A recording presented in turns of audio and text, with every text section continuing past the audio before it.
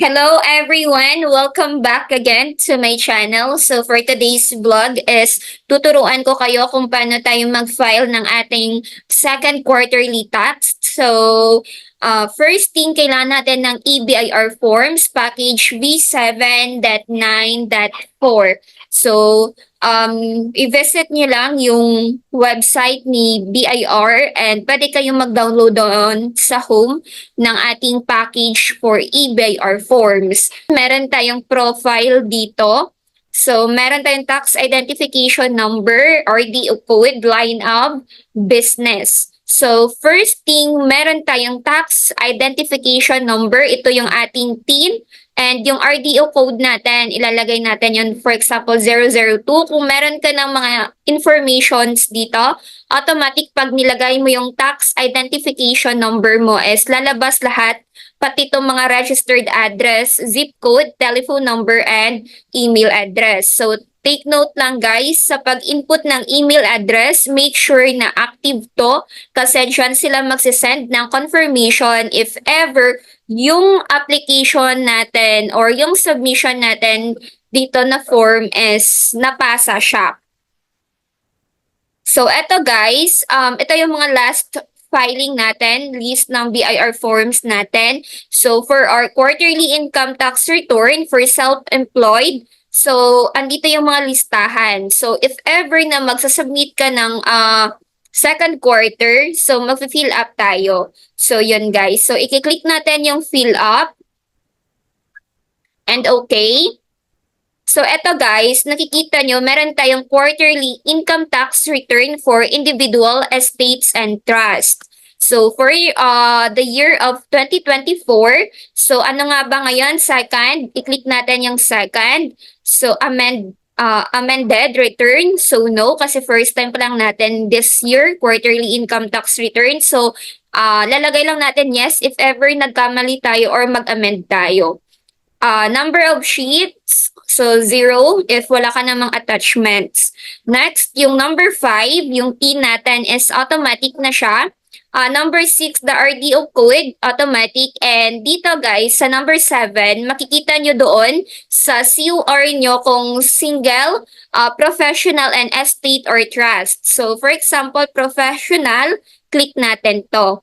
Next, number 8. So, hanapin mo dito guys, sa CUR mo din makikita kung ano ka, income from profession, 8% nga ba or graduated. So, kapag 8%, ito yung i-click natin.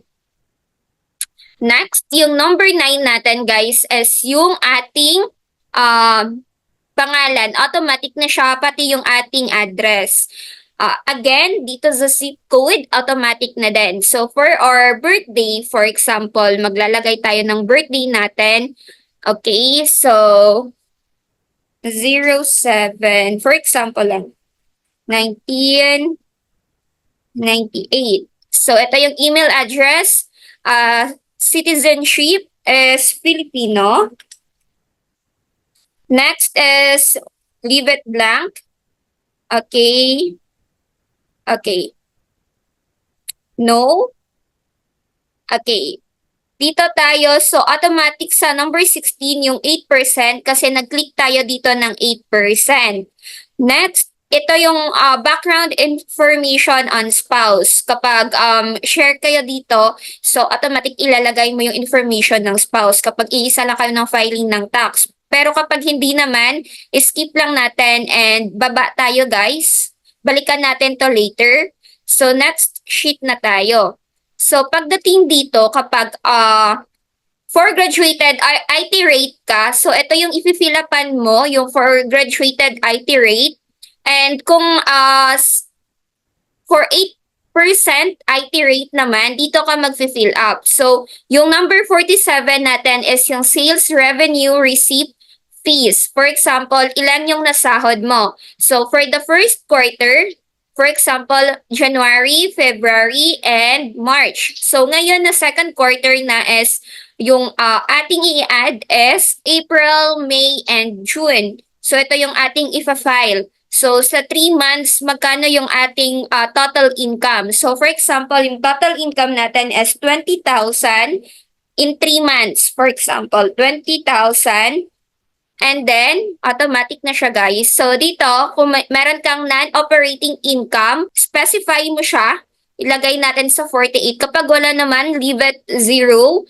And dito sa total taxable income loss, previous quarter. So, for example, yung first quarter natin, magkano yung total natin na income in 3 months. For example, last time nilagay natin is 15,000. Okay, so for example, 15,000. Dito naman, ilalas natin siya sa 250,000 since naka-avail tayo ng 8%. So, eto guys.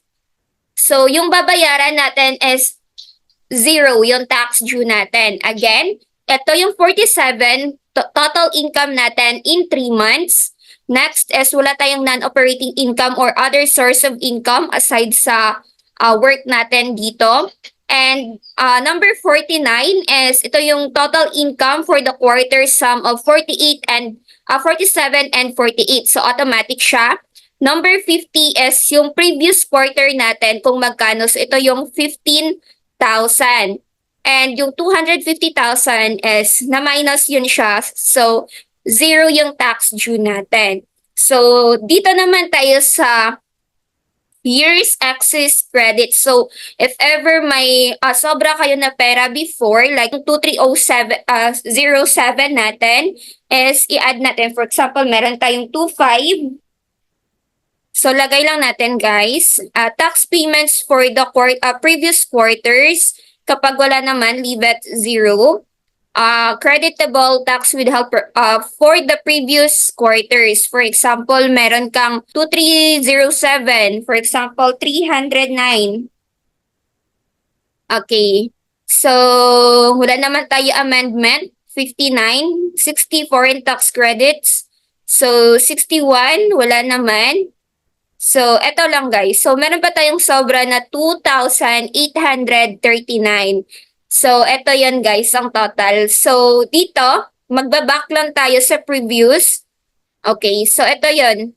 Wala tayong babayaran kasi naka-negative siya. So, it means meron pa tayong sobra sa ating tax.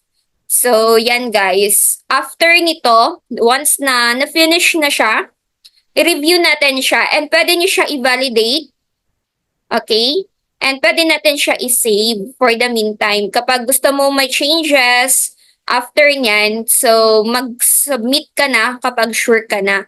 So if ever may mga questions kayo for the next vlog, kung may clarifications, just comment down below. So August 15 yung deadline ng second quarterly tax natin. So sana makapag-submit kayo para maiwasan natin yung penalty. So pwede din natin to siya i-print.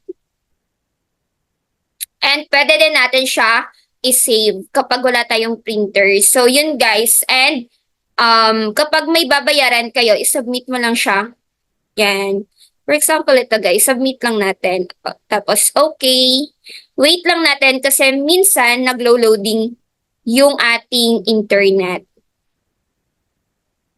Okay. Kapag ganito guys, click submit, resending. Kasi ganyan talaga siya. Medyo loading. So, alam ko nag-aantay kayo sa video ko na to and madami nag-PPM sa akin for the swearing. I-visit nyo na din yung ibang video natin sa playlist natin para mag-guide kayo step by step. So, eto lang guys, kapag naintindihan nyo yung filing and ano yung hinihingi sa bawat numbers ng question, so madali na lang siya ifa-file. So, yan guys, naglo-loading na siya. And make sure na active yung Gmail natin kasi doon sila mag-send ng confirmation if ever successful yung submission. So, yun lang guys for today's video. I hope na nakatulong and kung may question ka, just comment down below. Thank you so much and don't forget to subscribe. Bye!